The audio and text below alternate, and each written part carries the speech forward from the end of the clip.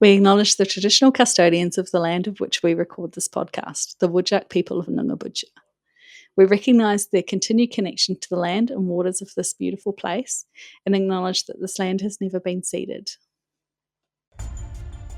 Step into the realm of daring ideas and transformative dialogues. This is Voices from the Edge, the podcast that pushes boundaries and ventures beyond the ordinary. Here, we confront the crucial issues that shape our world today. From the heartbeat of community challenges to the untold chronicles of leadership. From the relentless pursuit of social justice to the essential lessons in safety and lifelong learning. Voices from the Edge takes you to the crossroads of change. Because the edge is not just a boundary, it's where growth happens. It's where the real conversations begin. So lean in, be inspired, and let's explore what lies beyond the edge.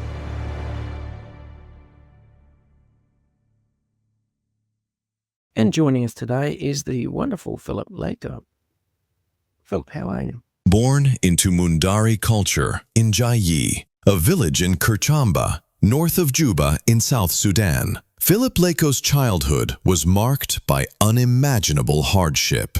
At just 10 years old, he was forcibly taken by the Sudan People's Liberation Army under the guise of receiving an education. His parents were given ultimatum by the rebels group to give away one of their sons, Philip and his elder brother Wani. Philip became the choice and was taken. He endured a decade of captivity, facing torture, beating, forced labor, sleep and food deprivation, and was subjected to constant threat of death from lack of food, aerial bombardments, and attacks from Sudan government army. In the year 2000, Philip escaped to Kenya, where he spent 4 years in the Kakuma and Dadaab refugee camps. In 2004, he was granted resettlement in Perth, Western Australia, through the support of the UNHCR and the Australian government. Philip's journey in Australia has been nothing short of transformative. He began working in agriculture, then transitioned into aged care and disability, where he worked as a support worker and a trainer and assessor. In 2008, he entered the mining industry after earning a Vocational Education Training qualifications in Geoscience, and later a Work Health and Safety qualification. Currently, Philip is working for a mining company as a senior safety advisor and provides ad hoc training services to a Western Australian registered training organization. Philip has volunteered for Mercy Care, St. Vincent de Paul, and is an active member of the Perth Rotary, which is engaged in social programs across the state, Passage Youth Hub, Path of Hope, Kimberley Dental Team, and many other projects aimed to improve the quality of human lives internationally. Philip's autobiography, The 10-Year-Old Man, chronicles his life from child soldier to Australian citizen, offering a powerful testament to resilience, faith, and the human spirit. He continues to mentor youth, advocate for inclusive policies, and build bridges between communities and government agencies. I'm very well, thank you. It seems like yesterday I was talking to you, because it was. It's that lovely train west there where we both do some work. Philip, your story and your background is quite extraordinary to most people living in Australia, where you've gone from being a refugee, now you're a respected leader in your groups, you're an author and a safety professional. All right, can you take us back to where the journey for you actually began and what's actually shaped your life so far? Well, thank you for the question. I obviously migrated to Australia, like many migrants do. I came under the humanitarian visa 2000. That visa usually issued to people who have some security issues that obviously prevented them to stay from the country of origin. these people would have left their country of origin, gone to a secondary country for refuge. And then from there, there would be another insecurity that would then allow them to be resettled in places like Australia. So I came from a country called South Sudan. It's quite a new country. It's got independent in 2011. And I came from a tribe called Mundari. It's in the equatorial region of South Sudan, which is not far from Juba, the capital city. So before I left village, I was young, obviously very young at the time. I was helping my mom, my dad, as well as my brother, doing some chores in the house. As I was a young person, there were a lot of things that I was prevented to do. Things like hunting, for instance, was common activities mainly done by the grown-up men. Fishing was another thing, but I was able to help my brother to actually row the boat. When we go fishing, we use spears to do the fishing. And when it come to farming, I was able to assist with maybe carrying the container that carried the seed for sowing. And so obviously all that, I was in the process of being groomed to become an adult in that communal setting. Obviously our culture, and I believe like so many other African cultures, they're very structured. So you grow out of adulthood. I mean, from adolescent into adulthood, and there's certain things that get done. So I was in the process of being groomed to become an adult when that process was actually interrupted by the rebel groups. So these rebel groups are called Sudan People Liberation Army, and they were fighting the government of Khartoum at the time. The war was based on religion, but overall, I think it's all come down to politics. Religion didn't really play a part, but however, some politicians were using that as a way of denying service to the people who are mainly in the southern part of Sudan. Historically, people in the southern part of Sudan are of African descent, whereas the north of Sudan, there's element of difference of Arabs.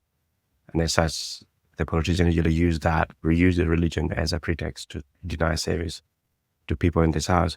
So the way how it was done was that the rebels use elders in the community to try to sort of really coerce people to give away their children, but no one was doing that.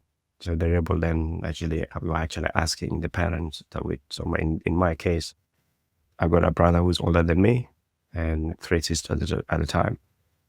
My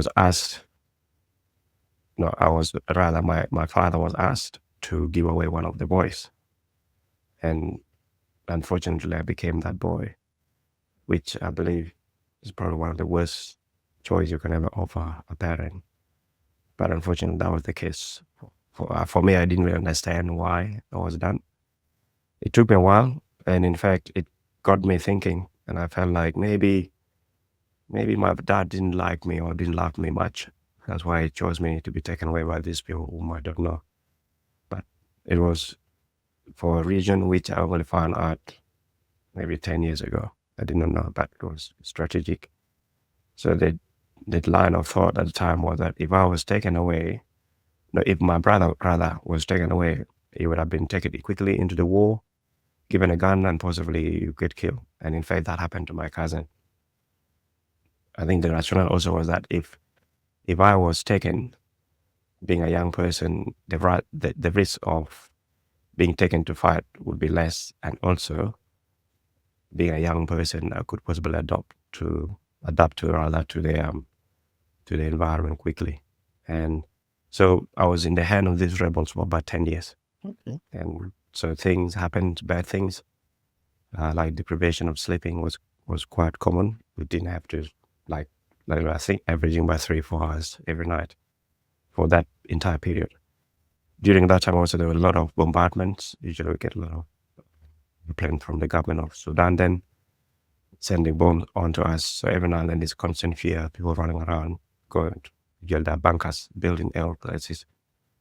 That sense of life, in fact, gave me a lot of, not sure whether it was resilient, but more or less it took so much, like fear didn't really know what a fear was anymore because I felt like everything was taken away from me. So it got to a point where we have to learn ways of surviving. One way I used was like depriving myself of sleep was something that became common. Like if it got to a point where even when I arrived in Australia, I was afraid of going to sleep simply because if I overslept, I make it and usually get woken up by caning. So, and a lot of things that happened there, including lack of food, obviously was something that we ate every second day. And even going to the toilet was controlled. You can't go to the toilet at your own course. In fact, they conditioned us so you go to the toilet once a day and you line up. And I remember there was about a pit, the long drop, called long drop here. Yes. Yeah, so 72 of us go to line up. So I remember sometime around 3 o'clock, you find a rock and put it on line to wait for your turn later after dinner, usually. And then you go and use the pit latrine. And that was life, really. And of course, a lot of other things happen there as well. Yeah. For those who think we're quite fortunate in this part of the world that we're not exposed to that, do you find the ignorance that a lot of people have in Australia towards how conditions are so different in terms of security and justice, does that frustrate you sometimes? Yeah, it does. It does frustrate me at times, but also one thing that I know for sure is usually when people are they're less informed on the reality, they tend to sort of really make judgment based on the environment, what they know. Media obviously hasn't really done well in providing the right information to the right people. But what I know so far, I think conversations, can actually promote like meaningful coexistence between communities and people who chose to come to this country. So for instance, like I was saying about migration. So I didn't choose to come to WA or even to Australia. That choice was made for me by the United Nations High Commissioner for Refugees. And what people like that, I think, if anything, they can't engage in a meaningful dialogue. At the end, really, when you look at it, if you look at Australia now as a nation, for instance, you just think for one moment, the diversity that we have and how much we have to offer on different type of skill sets. You go to the health sector, for instance, like disability sector in particular, like even the mining industry, like there's so many. So this idea, and I think my advice to such people, I think they haven't grown yet. I think they're still in the journey of human development. If they think that, because when you look at it, we look at it when in the history of a human race, we're all one people, and we just have different stories, and I think we just need to have the effort to take the moment to understand what is driving, because these people would have grown up. They were young children at some stage, so they were feeding from wrong source of information. And that, I think, it's something that I believe, if anything, probably need to look at a holistic way of addressing some of the social issues, like even considering looking at civic education, going all the way back to the education system, and begin to, hopefully, when we do that, we kind of begin to look at some of the some domestic issues that we continue to have in this country. You mentioned you were with the rebels for about a decade.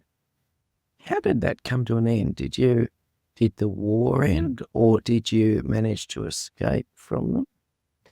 Yeah, I escaped because I was very, very emaciated. I had a lot of wounds on my chins, which in fact prevented me from I even don't know how I survived.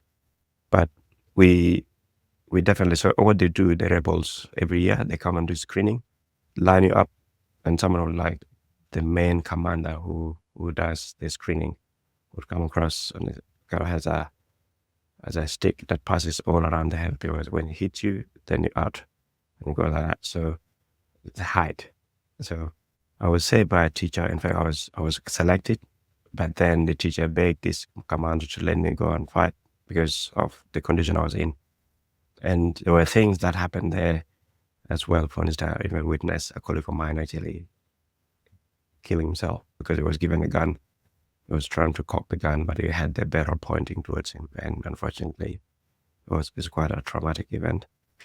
So I escaped, and the way I escaped was through mercy. In fact, sometimes some of these things I begin to wonder, the role of humanity and a human service. So we had a doctor who is a French doctor, originally from Poland, Dr. Ostrowski. This doctor, for some reason, has, I think, maybe made contact with these rebels, but I think he was misled that these kids were education. They were actually brought to learn, but in fact, that was the pressure they were using to seek funding. But yeah, so this doctor would come, risk everything. He came all the way there to try to sort of, and that was the moment. There was also a priest, a Catholic priest from Irish. His name is Father Gary. And Father Gary, in fact, is still alive and is in Ireland now. So it would be nice to actually get in contact with him. But this priest also was there, again, doing the same. They speak the local language of the people, which is the people called Acholi. The place called Polotaka. So that's where we were. And from there, also through church, we met a woman who was also, whose children were taken the same way we were taken. And she got separated with them. So every 2 weeks, we usually get given a ratio, like a food, like 3 kilograms. And I remember making a request, like a kind of a prayer, that I wish I get sick and then get admitted in the hospital, and hopefully while in the hospital I can feed on the food that is provided by the hospital, and the food that I get as a ratio from these rebel groups, I can then maybe spare it, maybe sell it in the future, and then maybe get funding, get money to try to get out of the country, get out of that place out there. It was kind of like a detention camp. And in fact, that happened. So I got pneumonia. I was very ill. In fact, 20th of June, 2000. That was how I was in there for a very long time. I think I was there for almost 2 months. And that was it. But yeah, actually, thank God that I was alive. Nothing happened to me. And in fact, that was the fund we used. So we used the fund and by that time, when I was already in the military camp, I was being trained. And in fact, from there, we're going to be discharged and then taken to the front line. And yeah, so that's how, so we used that money, and we actually, with this lady and few other, we managed to escape to Uganda. And then from Uganda, I then went to Kenya. And that's how we became refugees there. Okay. How long were you in refugee camp? I was there for 4 years. Good. I just say that because I remember about 5 or 6 years ago, there was a lot of talk about people, they go in refugee camps and, they're there within a few weeks. They basically said, I've never heard of a quick deployment because, let's be honest, people have to do checks, they have to determine things, and there's an awful lot of demand for people to be resettled from unsafe environments. Just a question from me. Have you gone back to South Sudan, or do you know what's happened to your family since you've moved? Yes, so in 2004, when I came to Australia, 2 years, that's the good thing about that refugee, that visa, the visa, humanitarian visa, that special visa. So you become a permanent resident straight out the day you arrive in Australia. So, and then of 3 years later, I became a citizen. And so I was disconnected from my parents. There was no communication, nothing at all for 16 years. So yes, I managed to go back in 2006. I met them, and that probably was the most memorable moment of my life. Because at that age, I think I was about 26 years then, when I saw my mom, she of course recognized me, although I was a grown-up man. But she sat me on her laps and she spat on my face and then blew air into my ears one at a time. And that obviously was a blessing, and that's another way to welcome me. But yeah, so I met them And we were there for about 3 months together. And then again in 2011, where we met, I think, less than 3 hours in total. So as a person who grew up in these kind of circumstances, I can say that I've only seen my parent or maybe stayed with them for 10 years, 3 months, and maybe 3 hours. Really, that's all. And of course, at the moment, we're all orphans. They passed away now. And the reality is that I think life, sometimes a lot of people take for granted. I'm sure there will be people listening to this podcast or this conversation who have their parents and may also have difficulty having a relationship with their parents. So advice really to these people, no matter how old you are, is to try to seek way of going back to your parents and try to seek forgiveness regardless of what, or even seek ways of trying to reconcile the differences, because life without parents is very, very hard. And sometimes I felt like I wonder what it could have been like if I had my parents with me. And yeah, so, and also with the refugee camp life, I can say that in fact, in the camp that I was at, I actually stayed in 2 camps in Kenya, Kakuma refugee camp and Dadaab. In Kakuma, there are people who have been staying there since 1992. That was when the camp was opened. So sometimes there's an element that there's a queue. There's no such thing as queue in refugee camps. It's all about insecurities. So for you to be resettled into a third country, under that visa, you have to get like an insecurity in that second country you're in to get resettlement rather in the third country. And I think that it's obviously, misinformation that's out there and need to be corrected. Yeah, I agree. Now, a few years ago, we had a federal government that at one stage was talking about if people had come over on a refugee visa, that once security situations had settled in the country, they were basically thinking of asking the people to leave and resettle back in their home country. Is it just me who thought that was ridiculous, that you should uproot your life and go back to somewhere where you may not have any ties remaining in that country? Yeah, I think, and this is why I think some government policies are either driven by, I think, the community discourse and sometimes amplified by the media.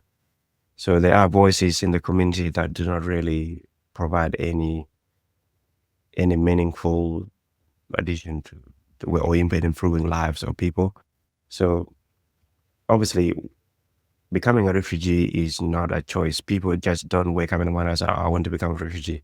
There is a reason why people flee those countries.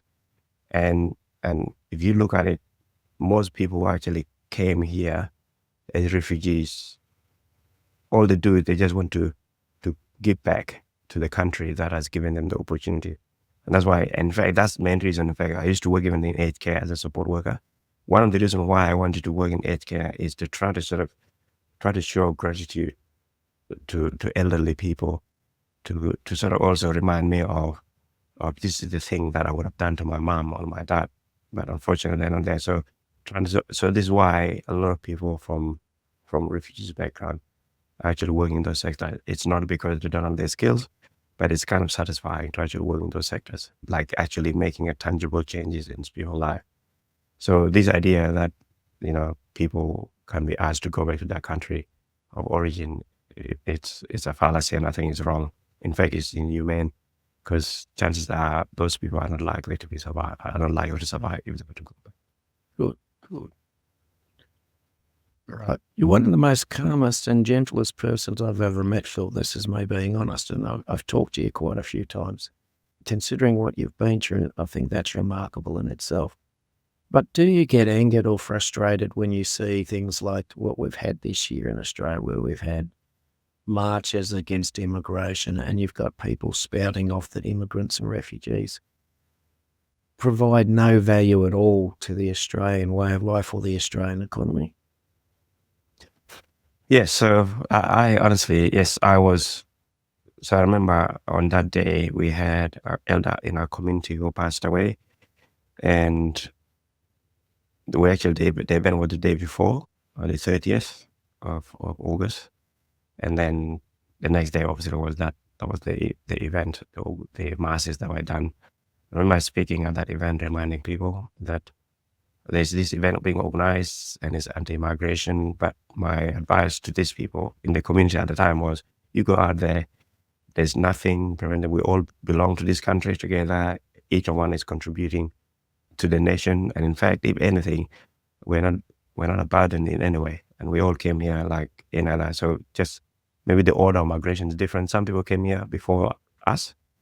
And at the end, it's a country that belongs to us now. And our job is to maintain it. So I suggest probably these people who are acting in this way, I think, and even say possibly when they were organizing to go for that rally, they would have eaten a kebab or a food that probably was prepared by a person who migrated here. And that's why I think we need to I think it's all come down to dialogue. Hatred, no matter how massive it is, can never resolve any issue.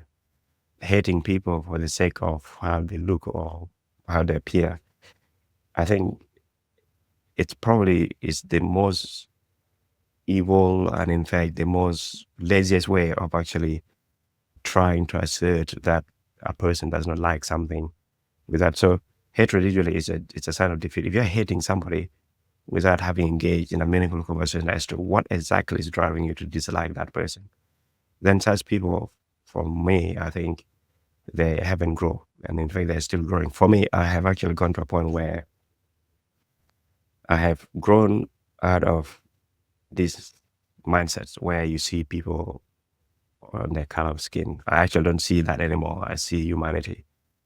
And I think such people are still growing. Good. All right. You get told you're moving to Australia and Western Australia, and you come over. What was some of the challenges, even cultural challenges you faced when you first arrived? It all started in Nairobi. So we came because I had a plastic bag. That's all what I had, a plastic bag, which I was instructed not to open. But so escalators, those moving things. Yeah, it freaked me out quite a bit. And then I saw a guy with a tattoo as well at the airport. I was trying to imagine what that I actually felt like. Maybe this person is like a witchcraft or whatever it is, but I was so terrified.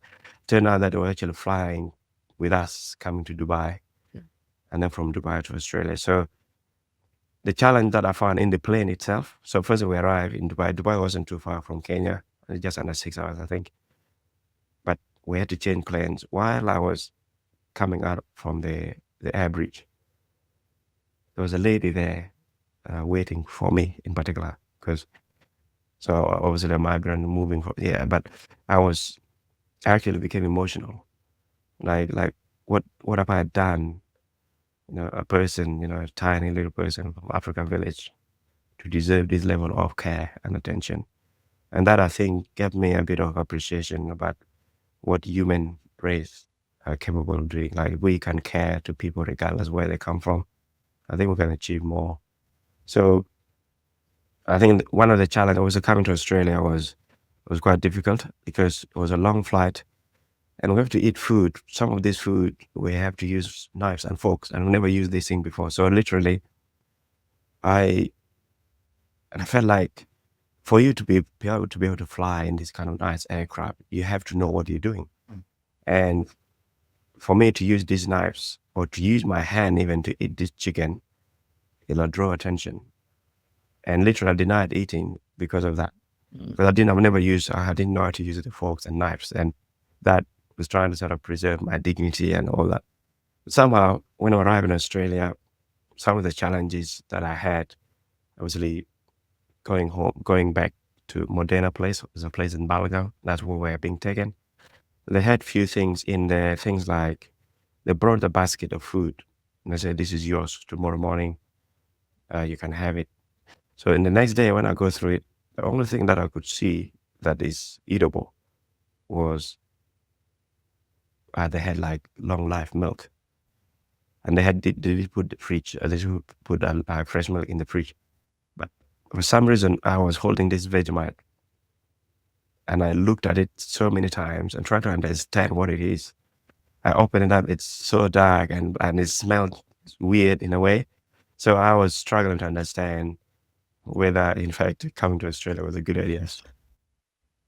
I can tell you, you're not the only person who doesn't understand Vegemite. Oh, I quite often go, why is that a national icon? All right, you've said before that resilience is a bit more than survival. After all you've achieved so far, what does resilience mean to you now? I think for me, resilience really means that, at times we do go through temptations, we do get beaten down by circumstances. And sometimes we also feel like we can almost have the reasons to give up, and people understand why you give up. But then I begin to realize that giving up is probably a disservice to myself and also to those people who rely on me. So, and I felt like resilience seemed to be, it kind of grow as I push my limit. Because firstly, when I came to Australia, I didn't have anything. In fact, my dignity, self-worth was not there at all. But I think every time I'm reminded by workers who are colleagues I work with, and that they remind me of the importance of sharing my story. So for me, resilience really is being able to sort of understand that, choices, how we live our lives is all depend on how we choose. Even when people speak to me, sometimes I remember I was on the radio, ABC radio, on the related to migrations, when the government, I think in 2023, when they decided to allow people to apply for permanent residency, people who came in on asylum seekers. So I did receive a quite vulgar type of message after that program. The person was very upset and in fact was swearing at me that I should go back to South Sudan and all that. And I felt like I can choose to really be upset and try to find out who this person is, but I'm not going to add any value to me. So for me, resilience really is being able to sort of keep going, but knowing that also there's a purpose why I'm here on this earth. That's purpose for being service to others.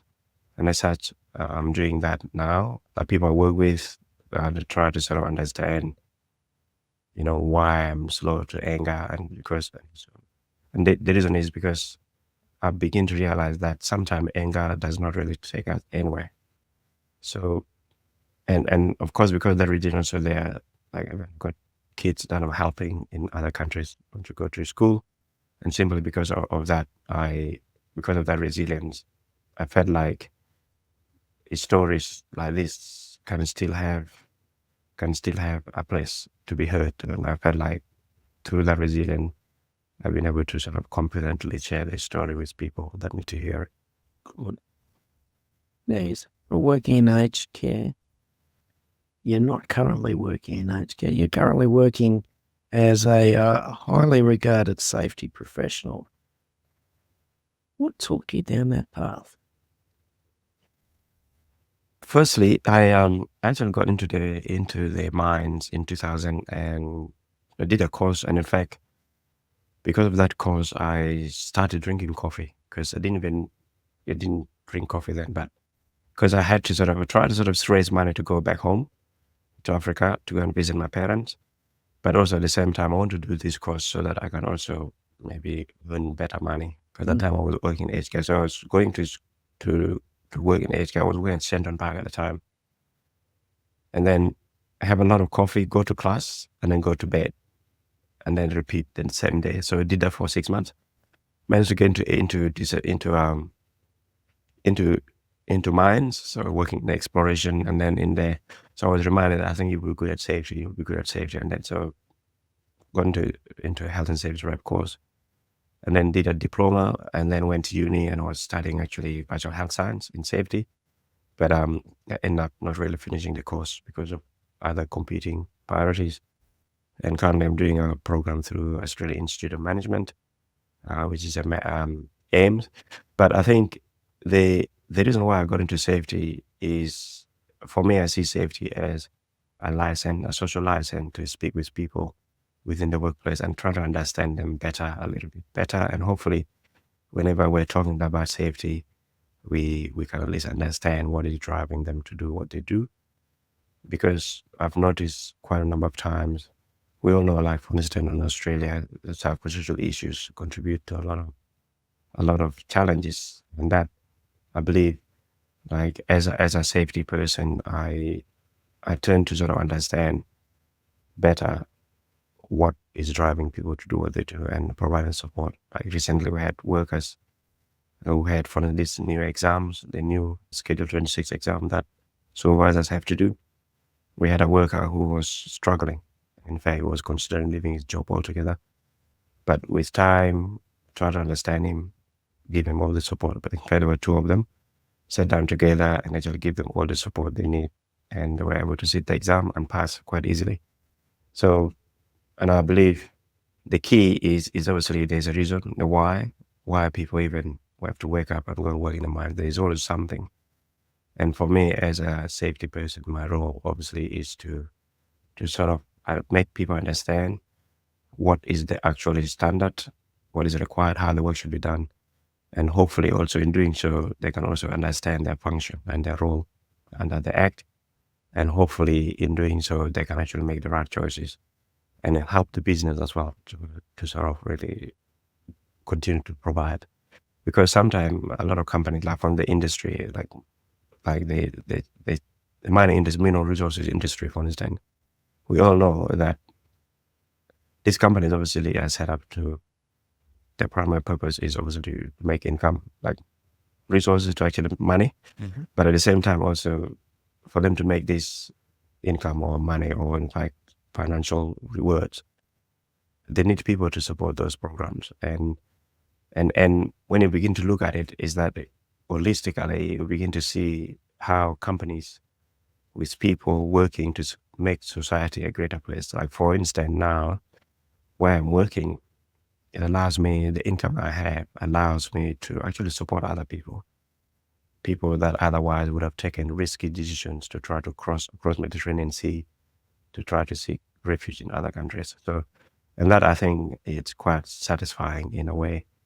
And so, being able to help workers to understand that they have the powers to really direct how work should be done, particularly if they believe the work is unsafe, they have the power to actually ask the right question and not allowing themselves to be driven in a way that put their health and safety at risk. Well, cool. All right. You're an investigator. You're also a facilitator of training programs. How do you, when you talk to people, strike the right balance between, particularly after incidents, between accountability for actions and learning from them? Yeah, so that obviously is quite tricky in a way, because investigations usually, there's so many number of investigations. So what I teach, obviously we teach the safety investigation, so usually root cause using the ICAM model. The intent here obviously is to try to find out exactly, we try to sort of, your company, you'll have a standard, there's a system of work. We try to establish whether that system of work is there and the work being done at the time, whether it was being done as per that standard. So work is done versus work imagined. And then we try to find out exactly whether these people who were working, whether there was a choice that they made, or in fact the control we have in place were either inadequate or in fact were absent. And we try to also to understand that we also need to look at, when we investigate this kind of incident, we are investigating systems and understand if people make choices that are rather kind of did not support the progress, or in fact the ideal expected outcome. So we ask questions like, how did we as a business, or how did the business actually set this person up to fail, understand? So in fact, it's all about making sure that the management and the workers understand that the outcome, whatever the outcome is, and in fact, is to try to make things better. But all the incidents that obviously hasn't resulted into a fatality or a serious injury. In fact, there's an incident that we can benefit from them in a way by learning exactly. So we usually use things like bow tie, of course the ICAM has themes, but we're going to talk about 4 themes in particular. What was there or absent of failed defenses, we look at those in particular. We also look at how did individuals or team play a part. We also talk about the task itself and the environment and then the organizational factors. So we look at those things holistically and try to understand how did each of these or multiple of these actually played in actually causing the incident. And then ways to sort of put like proactive measures, rather preventive measures that we can put in place to prevent the reoccurring. Good. Okay, you're a very busy man. You really are. You go and do work in the FIFO industry. You come back and then you teach, as well as advocating for the community and doing public speaking. How do you fit it all in? I've got sacrifices, I think, sometimes need to be made. Because for me, I felt like I just wonder sometimes I say to myself, what it would be like if I had come here, or in fact, if I was born here in Australia. So it's kind of like playing catch up. Most migrants, we come here, and in fact, that's the thing we probably need to talk about in more detail. It's like a lot of migrants who came here, they're all grown up. Some of them are aging now. So insurance-wise, for instance, some of them, you come here, and then at the end, you may end up to $50,000 on your account in super. So the reason I'm doing all this is because of, firstly, the community events. For instance, after this, actually, I'm going for a community meeting. The idea here is that we've got a lot of young people in our community that they really need to understand that the sense of community belonging is extremely important. I know the way how the Western societies are set up is that this element of individualism is kind of prominent, but in other cultures, particularly the cultures where we come from, we turn to sort of support each other quite closely. Like in issues like if there's difficulties, happiness, or whatever, sadness, or whatever, people coalesce together and work on this quite closely. So the intent is to try to sort of promote this strong community sense of belonging to entice young people back to the community, because at the moment we seem to have a lot of young people not attaching themselves to the community, which is quite disheartening. You probably see a lot of cases in Melbourne where there are a lot of young people engaging in crimes that no one can actually explain because the right conversations are not taking place. Some of these issues are fundamentally cultural, and there's nothing conventional that's going to fix it until we start talking about culture. And South Sudan is a country that has a lot of tribes, for instance. So some of these solutions actually come from the ethnics where these young people come from. Yeah. And those are the conversations we need to have. So I try to be busy to try to help out in that regard. So I do the meetings, the conversations usually that I have in terms of speaking, usually through schools usually call me to speak, sometimes city councils. I spoke a few times that also at a few corporate offices, but mainly talked about try to make people understand, like be contented with what you have and don't worry so much about why you didn't have an iPhone as a gift during the last birthday or thing like that. So we all know that a lot of people, I think in average about 25,000 people die daily worldwide simply because of lack of food. So this is a thing that we take for granted. I saw work in the mines, you have people complaining about that the chips on Friday. Friday usually is a traditionally fish and chip every Friday. At the mine site, we don't have fish and chip on Friday, people complain. And said, are you for real? Like seriously?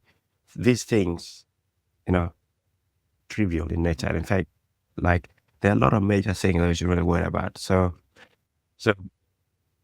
it's also a sacrifice. So my wife got 5 kids. It's definitely a challenge, but I do explain. So my son, for instance, who just turned 18 last weekend. In fact, last month actually on the 18th of last month. we talked about, so I haven't got him, he didn't get a phone. And I explained to him and said, you see, this money that you would use to buy a phone or to actually maintain your phone would actually educate up to a number of people back home in Africa. And so it became like a contribution. So everybody's contributing. And that's why in doing so, it allowed me then to actually be able to move around. And they also understand that the sacrifice I'm making, it's actually helping them and also helping people back home. So in fact, I have 5 kids. 1 is going to university and 4 of them are going to primary school education, simply because of the support, this kind of little things that I do here and there to sort of be able to support. Good. All right. Migrants traditionally seem to struggle to speak up about any issues, let alone safety issues in the workplace. What advice would you have for employers who are trying to build a psychologically safe workplace that empowers people to speak up about issues? They should do cultural competency training. There's actually a course being offered by SBS, and that course is quite powerful. It teaches people and understand, like, for instance, their cultures, like an arc. So you have cultures that are content heavy and cultures that are less content heavy. So, and you also have things like power distance index or I don't know the actual, it's power distance or distant power index, something along the authority in workplace. So cultures which has like content heavy appears to be very respectful and afraid of leadership. And as such, it's the leader actually that should make the effort to actually reach out to these people. But when you go and reach out to these people, don't talk mainly about work. Talk about issues along like family, how it's family. And then maybe a week later, for instance, during that conversation, if that person, for instance, said that, one of their child was, been selected to participate in a competition and all that. So ideally, the next conversation should really follow up on that. Like last time we had a conversation, he said your son was going for a competition or how did he go? Thing like that. So the idea is that culturally, even where we come from, if some of us have said you have to do this, regardless whether that's wrong. I know Section 84 allow us, Workers and Safety Act, Section 84 allow workers to refuse work if they believe the work is unsafe. But a person who comes from cultural background would find it very difficult. This is my boss. How can I? It's actually disrespectful. So I used to work for a company that has projects in South America, and the person was saying to us that workers will deliberately refuse to report incidents because they make their supervisors look bad to the upper management. So it's definitely in terms of psychosocial issues, definitely I think we are still, as an industry, I think we're still not there yet. The right conversations are not taking place. The job designs, the workload, and even lack of role clarity is still very common. And I think that is something that I believe probably need to happen, go all the way to the way how the interview questions are actually designed.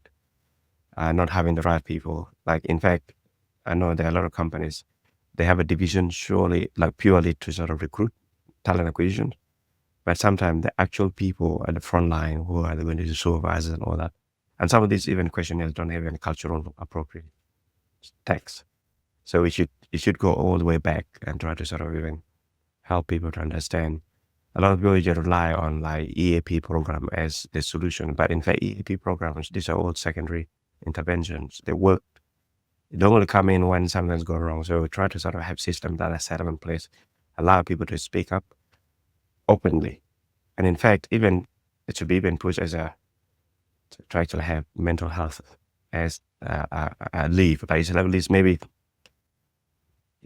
companies should actually even consider having like at least 1 day a year or 2 days a year that is purely some mental health leave. And hopefully that would maybe spur the conversation in this area. Good. All right. You're an author. You're a public speaker, safety leader, community advocate. if you were to choose one of them that is more central to you, how you feel about yourself, which one would it be? I think it's speaking one, because every time I go to speak, I remember last in June, I was in Kalgoorlie, and I got so emotional. What they organized, it's a secondary school, so they created a session, 5 sessions altogether. So I spoke with all their like kind of presentation about refugee awareness and all that. But after the meeting, after that conversation, a lot of people came to. Some people were quite emotional that their story impacted their children so much to a point where they see things differently. So appreciative of that. I also did another similar talk as well at another school as well. So I think, if anything, I think the public speaking one definitely seemed to have a lot of impact. And I think, if anything, is storytelling, as we all know, like the indigenous people, is really critical. And most conversations, I think, can be resolved just by sitting like this and having a conversation like this on issues. Because sometimes we underestimate the power of conversation. And that, I believe, with opportunities like this and to be able to share stories like this of migrants, all that, I think maybe we can help our peers better, including maybe those decision makers, to be more appreciative of the power of storytelling. Good. Right. As we said, you're an author. This is your lovely book. We'll pick it up somehow. It's The 10-Year-Old Man. Now, what would you like people to get out of this book? Would you like them to take away from this? So anything to take away from this book is that, firstly, I didn't know that I have a story to even put out like that in a book format. The reason how it came about is because someone who I work with said you have to write a book. So if anything, probably take out of this is that if someone is telling you that you have something to offer, you might need to listen to them, because you have no idea what that could mean. So obviously the book is all about, I think, resilience and self-restoration. So I was kind of like beaten down. So everything has been removed, including my dignity, self-worth. I didn't have anything at all. So this book is obviously all about, sometimes when you're feeling completely down, always remember that there is a better chance. There is another chance. And in fact, you keep getting up and keep moving on. Because when you look around, there are so many things. It's almost like swimming. When you're in the sea, you're swimming, there's so many things that want to eat you. Sharks and everything, they're all there. And in fact, you just have to understand that it's choices that you make that will actually keep pushing you forward. Like, for instance, like learning how to swim was something that you have to learn from the village to be able to survive, because of literal survival skill. Because at any time, the boat could capsize, because every morning we cross the river Nile. And when we're learning to swim, we're also swimming where the crocodiles are. And so I was nearly taken by a crocodile. And that's why I haven't been to the ocean since I came to Australia. But yeah, so the book is all about resilience, self-restoration, and also to also understand that sometimes you might have a story which you think is not useful, but also try to share it, and it's not actually you to consume that story, but somebody else who needs it more. So this book was published in 2021. I remember a colleague of mine I used to work with took this book to Tasmania, and the woman who read the book was actually a terminal illness. And apparently that book helped her to sort of see life differently altogether. And I felt like I also have somebody who is actually quite a senior person in my previous workplace. So he said he usually doesn't read book, and he struggled to sleep. And I was joking to him, I said, is my book putting you to sleep, or what is it? And he said, yeah, so it felt like he found the book quite interesting, that he would read, and then all of a sudden he fall asleep. And that, I think it's every time I hear such comments. The reason also is that, like, when I've got a website, but I haven't allowed people to put comments there yet, because the book wasn't really written to raise money as such, but more or less was written to be a story out there. But I think there seems to be a lot of interest now to sort of really make the book more public and available. And of course, so I'm also a member of Rotary Club of Perth. So for every book sold, 10% of it goes to Rotary to support projects that so much support humanitarian or work, rather. Cool. Just a couple of questions to finish. Yeah. Refugee or migrant coming to Australia, if you were to have a chat to them about how to start building a successful life in Australia, briefly, what would you tell them? I think if I can tell them one thing is to network with people that are not necessarily from their country of origin.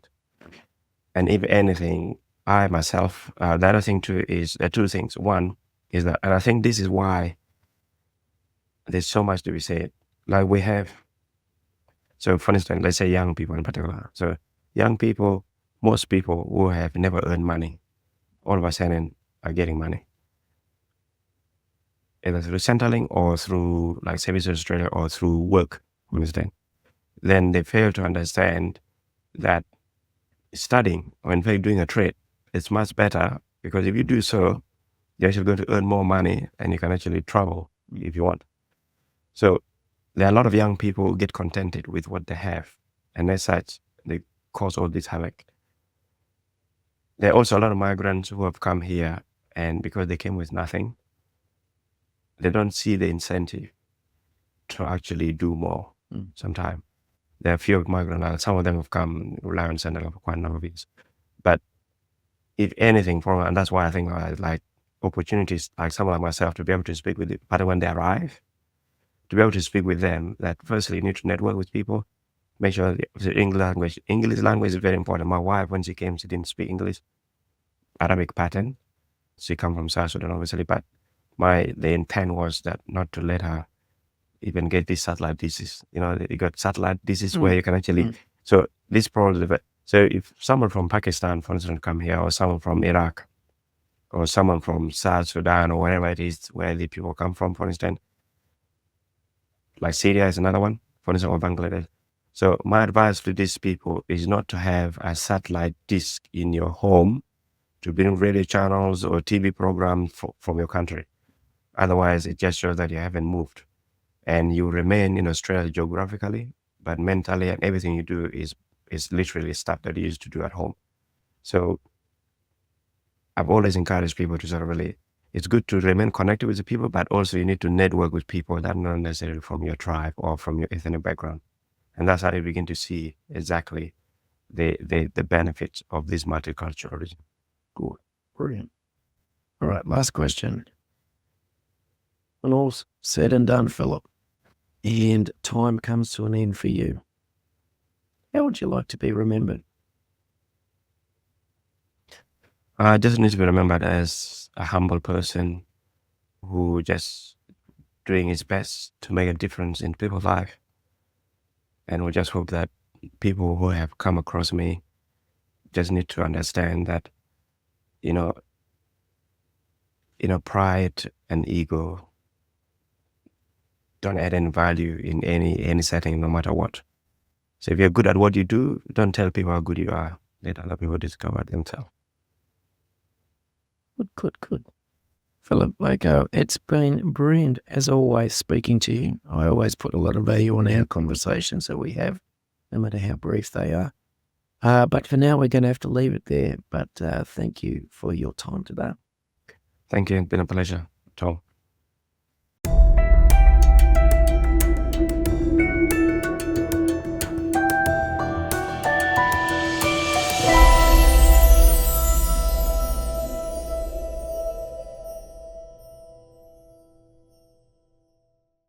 Thanks for listening to Voices from the Edge. If you like what we are doing, like the episode and the podcast, subscribe so you won't miss any future episodes, and leave a positive review.